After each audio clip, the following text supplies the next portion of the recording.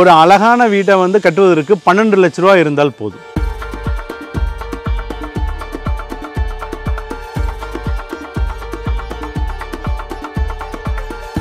இப்போ இந்த மாதிரி எம்சாண்ட் இருக்கும்போது எங்களுக்கு இன்ஜினியருக்கு வந்து ரொம்ப ஈஸியாக இருக்குது.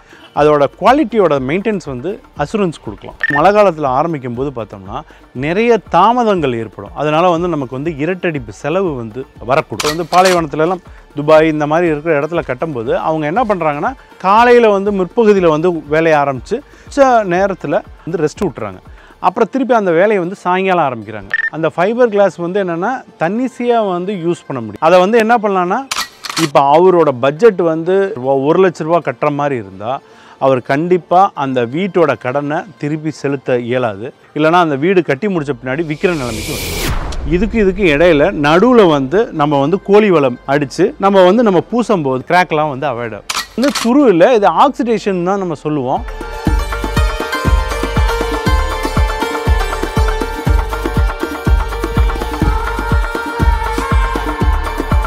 நேயர்களுக்கு அன்பு வணக்கங்கள். நான் உங்கள் தண்டோரா தமிழன் ஜெஸ்டின். இன்றைக்கு நாம் எங்கே வந்திருக்கோம் அப்படின்னா ஒரு கட்டுமான தொழில் நடந்துகிட்டு இருக்க இடத்துக்கு தான் நாம் இப்போ வந்திருக்கிறோம். எதற்காக அப்படின்னா நிறைய பேருடைய கனவு வந்து பார்த்திங்கன்னா வீடு கட்டுறது, தன்னுடைய வாழ்நாள் லட்சியமாக நடுத்தர ஏழை மக்கள் எல்லாருக்குமே அது ஒரு மிகப்பெரிய ஒரு விஷயமாக தான் அதை பார்க்க முடியுது.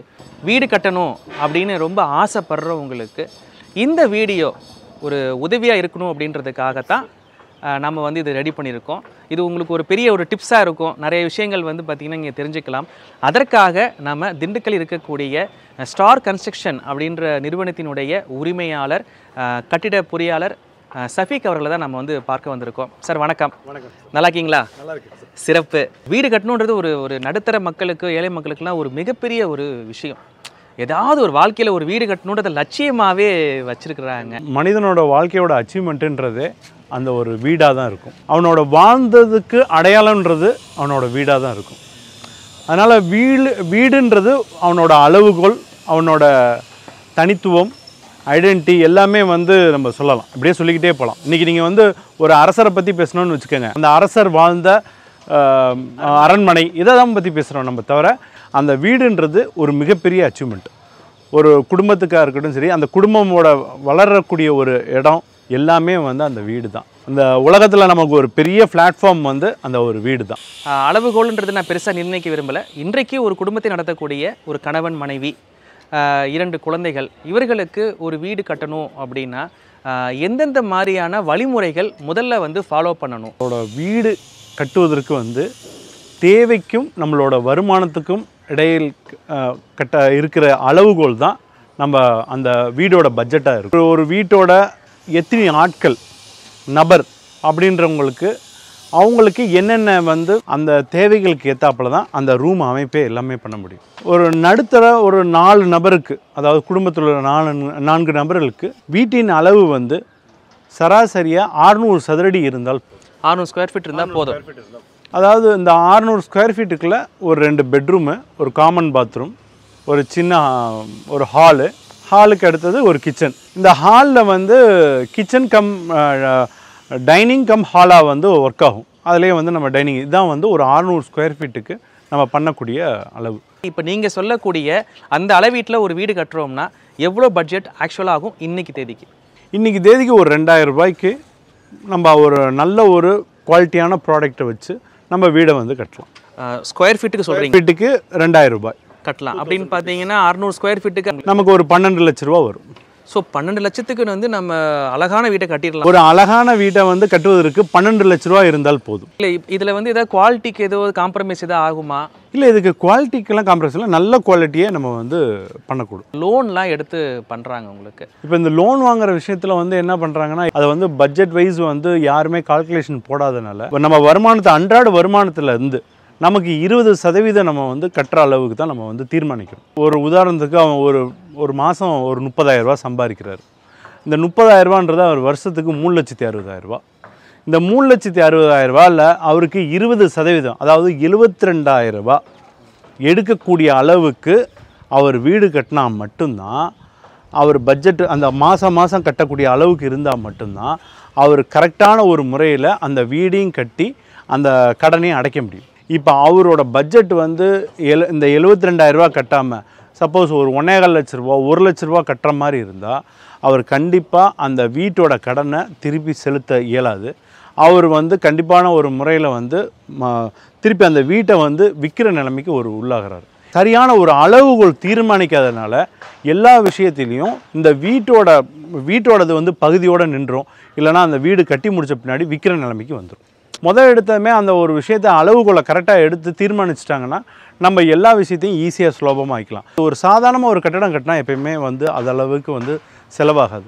அவங்களோட எதிர்பார்ப்புக்கு அவங்களோட கனவுகளை வந்து நிறைய அதில் வந்து செலுத்தும் போது செலவினங்கள் வந்து அதிகமாக ஆகிறது. கட்டுறதுக்கு மட்டுமான தொகையை தான் நீங்கள் சொல்கிறீங்க, 12 லட்சம் ஆகும்னு நீங்கள் சொல்கிறீங்க.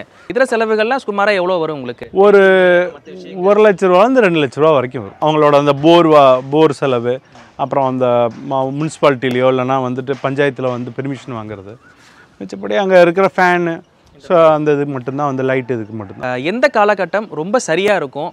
அப்படி இப்போ அங்கே கட்டுறதுனால உள்ள பெனிஃபிட்டு, பருவம் மாறி நம்ம கட்டுறதுனால உள்ள டிஸ்அட்வான்டேஜ், அதை பற்றி டேரெக்டாக சொல்லிடுங்க. கரெக்டாக சொல்ல போனோம்னு வச்சுக்கோங்க, அந்த ஜனவரி மாதம் நம்ம வந்து கட்டடத்தை ஆரம்பித்தோம்னா இடைஞ்சருள் எதுவும் இல்லாமல் நம்ம பெசாட்டு கட்டடத்தை வந்து நம்ம கட்டிக்கிட்டே இருக்கலாம். இப்போ நம்ம மழை காலத்தில் நம்ம தொடுறோன்னு வச்சுக்கோங்க, நம்ம மழை காலத்தில் நம்ம வந்து மெட்டீரியல் நமக்கு வந்து கிடைக்கிறதுக்கும் ரொம்ப கஷ்டமாயிடும். ஏன்னா மழை பெஞ்சிக்கிட்டு இருக்கனால அங்கேருந்து மெட்டீரியல் வர்றதோ இல்லை ஃபார் எக்ஸாம்பிள் பார்த்திங்கன்னா செங்கலோட ப்ரொடக்ஷனே வந்து கம்மியாயிடும், அப்போ ரேட் வந்து கூட வரும். அதனால் இது மாதிரி வந்து செலவினங்கள் அதோட பொருட்செல்வெல்லாம் வந்து கொஞ்சம் கூடிடும். மழை காலத்தில் வேலை பார்க்கும்போது சப்போஸ் அன்றைக்கி வந்து மழை பெஞ்சிச்சின்னு வச்சுக்கோங்க, அந்த சைட்டில் அன்றைக்கி நம்ம அன்றாட வேலை பார்த்தது பாதிப்படையும். அப்போ வந்து நம்ம வந்து ஒரு கட்டடம் வந்து முடியும் தருவாயில் நம்ம உள்ளேலாம் வேலை பார்ப்போம், அப்போ ஒன்றும் பிரச்சனை இல்லை, அப்போ வந்து மழை காலத்தில் வேலை பார்க்கலாம். அதே இது ஆரம்பிக்கிறது மழை காலத்தில் ஆரம்பிக்கும் போது பார்த்தோம்னா நிறைய தாமதங்கள் ஏற்படும். அதனால் வந்து நமக்கு வந்து இரட்டடிப்பு செலவு வந்து வரக்கூடும், டபுள் மடங்கு ஆயிரும். ஆமாம், கண்டிப்பாக அந்த செலவு வந்து வரக்கூடும். அந்த லேபரை வந்து பார்த்திங்கன்னா அன்றைக்கி மழை பெஞ்சுன்னு வச்சுங்க லீவ் விடுற மாதிரி இருக்கும். எல்லாமே வந்து நமக்கு இன்னொன்று வெயிட்டும் வந்து பார்த்திங்கன்னா அதிகமாயிரும். ஆமாம், அதை தூக்கும் போது அப்போ எல்லாமே உங்களுக்கு தாமதங்கள் எல்லாமே இருக்குது. எல்லா விஷயங்களுமே வந்து அந்த தாமதங்கள் ஏற்பட தான் செய்யும். மழை காலங்களில் வேறு வழி இல்லாமல் கட்டுறாங்க அப்படின்னு வச்சுங்களேன். இப்போ இந்த மாதிரி பில்டிங்லாம் அந்த மாதிரி தான் இருக்குது. அங்கே என்னென்ன மாதிரியான வழிமுறைகள் ஃபாலோ பண்ணுவீங்க? இப்போ நம்ம வந்து வேலை நேரங்களை வந்து மாறுதல் செய்வோம். இப்போ ஃபார் எக்ஸாம்பிள் பார்த்திங்கன்னா எப்பயுமே வந்து ஒரு மதியானம் ஒரு 3 மணிக்கு மேலே வந்து மழை பெய்யும். அதனால் அந்த வேலையோட நேரங்களை வந்து 6 மணிக்கோ 7 மணிக்கோ வந்து ஒரு 2 மணி நேரம் வந்து முன்கூட்டியே வேலையை ஆரம்பிச்சிருவோம். அப்போ அந்த வேலையை ஆரம்பிக்கும் போது எங்களுக்கு என்ன ஆகுதுன்னா அந்த ஈவினிங் டைமில் மழை பெய்யும் போது எல்லாத்தையும் வந்து ப்ரிகாஷன் பண்ணி ஷீட்டெல்லாம் விரிக்கிறது, மிச்சப்படி வேறு எங்கெங்கெல்லாம் வந்து மழை பெய்யாமல் இருக்கிறதுக்கு மேலே சீட்டு போடுறதுனால சீட்டு போட்டு விட்டு நம்ம க்ளோஸ் பண்ணிட்டோம்னா அந்த மாதிரி வேலைகளை நம்ம செஞ்சுருவோம். இப்போ இதே வந்து கொஞ்சம் லேட்டாக தாமதம் ஆக ஆக நம்ம என்ன வேலை செஞ்சுட்டு போனோமோ அந்த வேலை வந்து அது வந்து வீணாகிவிடும். அதுக்கு வேண்டி வந்து என்னென்னா நம்ம முன்னாடியே வந்து அந்த இதை என்னென்ன ப்ரிகாஷன் பண்ணணுமோ அதை வந்து நாங்கள் பண்ணிவிட்டு நம்ம வேலையோட நேரங்களை மட்டும் மாறுதல் செய்யுது.